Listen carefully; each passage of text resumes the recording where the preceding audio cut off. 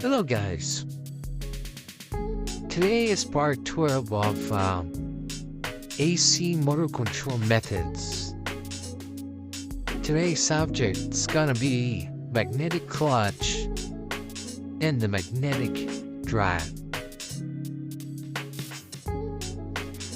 Electrically controlled magnetic clutches. Machinery clutches were originally designed to engage very large motors to their loads after the motors had reached running speeds. Clutches provide smooth starts for operations in which the material being processed might be damaged by abrupt starts. Clutches are also used to start high inertia loads, since the starter may be difficult for a motor that is sized to handle the running load. When starting conditions are severe, a clutch inserted between the motor and the load means that the motor can run within its load capacity. The motor will take longer to bring the load up to speed, but the motor and load will not be damaged in any way. As the automatic cycling and faster cycling rates are being required for industrial production, electrically controlled clutches are being used more often. Single-phase clutch. The single-phase clutch consists of two discs. One is the fuel member, electromagnet, and the other is the armature member. The operation of the clutch is similar to that of the electromagnet in a motor. When current is applied to the winding disc through the collector, ring, or slip ring, the two discs are drawn together magnetically. The friction face of the fuel disc is held tightly against the armature disc to provide positive engagement between the rotating drives. When the current is removed, a spring action separates the faces to provide a definite clearance between the discs. In this manner, the motor is mechanically connected from the load. Multiple phase clutch.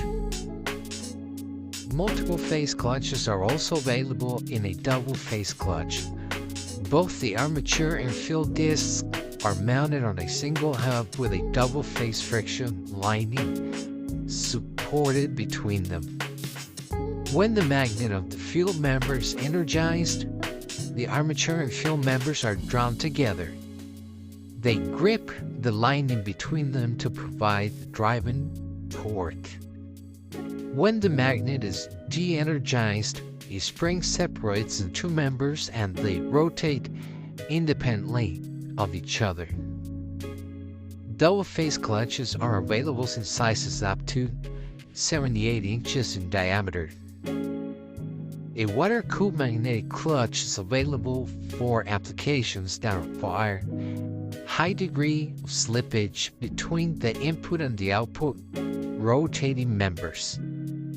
Uses of this type of clutch include tension control, wind-up, and payoff, and cycling, starting and stopping. Operations in which large differences between the input and the output speeds are required. Flowing water removes the heat generated by the continuous slippage within the clutch. A rotary water unit mounted in the end of the rotor shaft means that the water-cooled clutch cannot be end-coupled directly to the prime mover. Chains or gears must be used. A combination clutch and magnetic brake disconnects the load from the drive and simultaneously applies a brake to the load side of the drive. Magnetic clutches and brakes are often used as mechanical powered switching devices. Remember that the quicker the start or stop the shorten the life of the equipment. Magnetic clutches are also used on automatic machines for starting, running, cycling, and torque limiting. The combination and variations of these functions are practically limitless. Magnetic drives. The magnetic drive couples the motor to the load magnetically. The magnetic drive can be used as clutch and can be adapted to an adjustable speed drive. The electromagnetic or eddy current coupling is one of the most simplest ways to obtain an adjustable output speed from the constant input speed of the squirrel cage motor.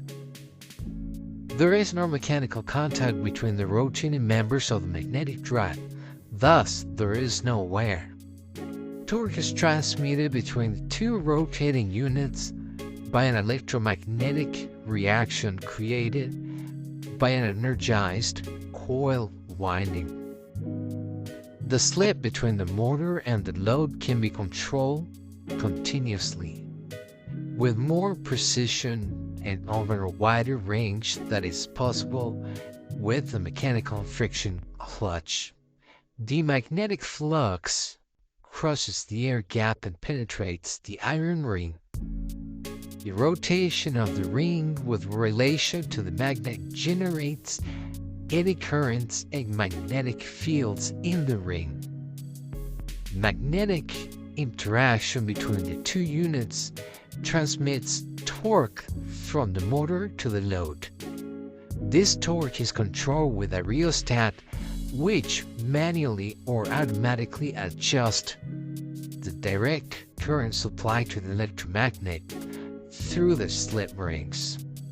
When the electromagnetic drive responds to an input or command voltage, a further refinement can be obtained in automatic control to regulate and maintain the output speed.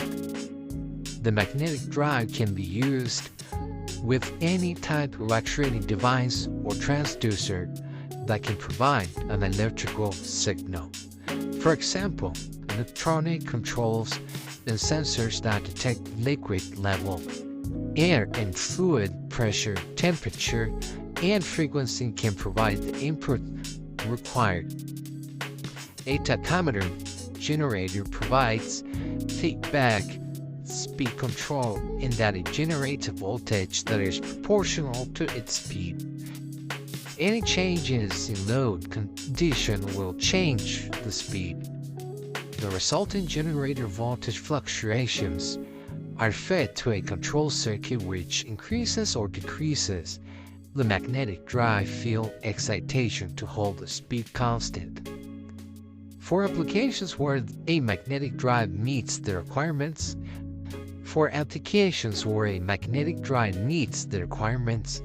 an adjustable speed is frequently a desirable choice. Magnetic drives are used for applications requiring an adjustable speed, such as cranes, hoists, fans, compressors, and pumps.